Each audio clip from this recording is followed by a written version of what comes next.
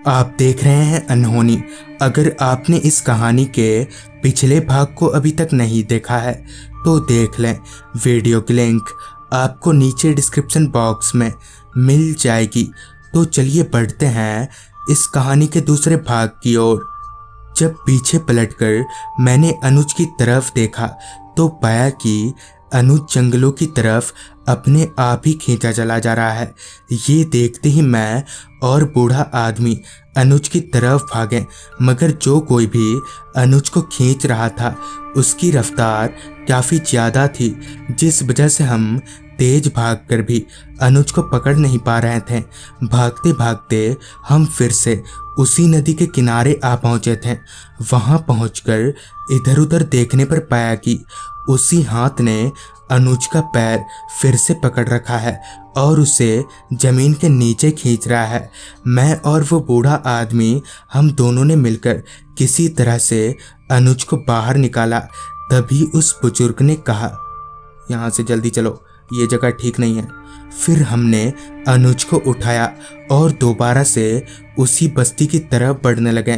बस्ती में पहुंचकर हमने अनुज को उसी झोपड़ी में सुला दिया और झोपड़ी का दरवाज़ा बंद करके उसके पास ही बैठ गए।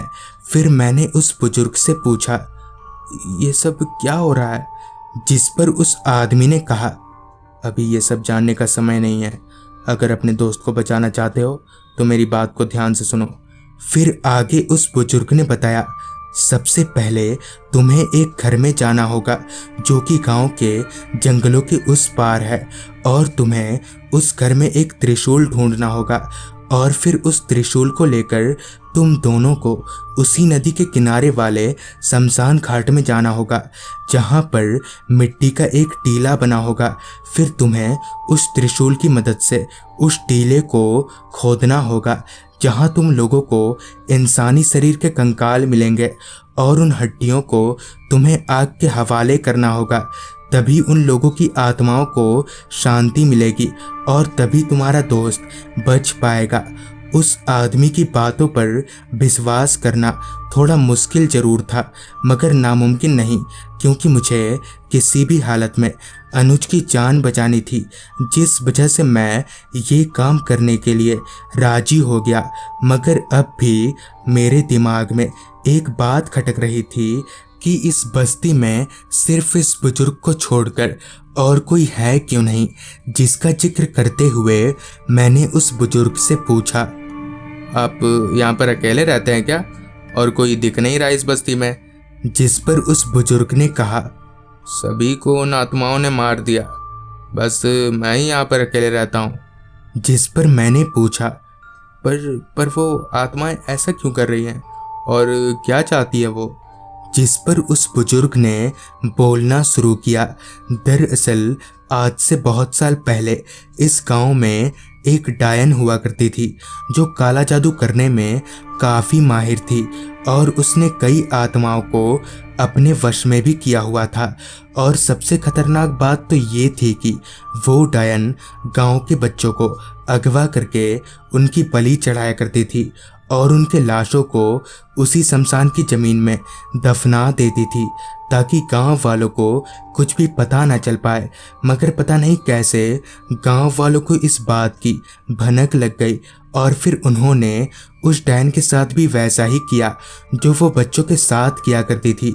मतलब कि उस डायन को भी उसी शमशान की ज़मीन में जिंदा दफना दिया गया, जो कि गांव वालों की सबसे बड़ी भूल थी। असल में ज़मीन में दफनाने की वजह से ना तो उन बच्चों की आत्माओं को शांति मिली और ना ही उस डायन को।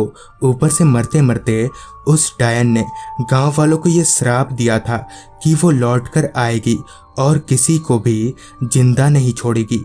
फिर उसके बाद गांव में मौतों का सिलसिला चालू हो गया, और फिर अंत में गांव वालों ने एक तांत्रिक को बुलाया, जिसने उस डायन को अपनी शक्ति से शांत कर दिया, मगर साथ ही भूलकर भी उस शमशान में पैर ना रखने की हिदायत दी। और उस तांत्रिक ने गांव के जंगलों के भीतर एक घर में एक त्रिशूल को छिपा दिया और बताया कि किसी भी मुसीबत की घड़ी में यही त्रिशूल काम आएगा। पूरी बात सुनने के बाद मैंने उस बुजुर्ग से पूछा, पर अगर उस डैन ने सभी को मार दिया तो आप जिंदा कैसे हैं? जिस पर उस आदमी के चेहरे पर एक हल्की सी मुस्कुराहट आई। तो दोस्तों, आज की इस वीडियो में बस यहाँ तक ही। आखिर कौन है वो बुजुर्ग और क्या मैं अपने दोस्त को बचा पाऊंगा, ये सब जानने के लिए देखें इस कहानी का अगला भाग कल रात ठीक 8:45 पर। तो मैं आर्यन जल्दी ही मिलूंगा आपसे इसी कहानी के अगले भाग के साथ।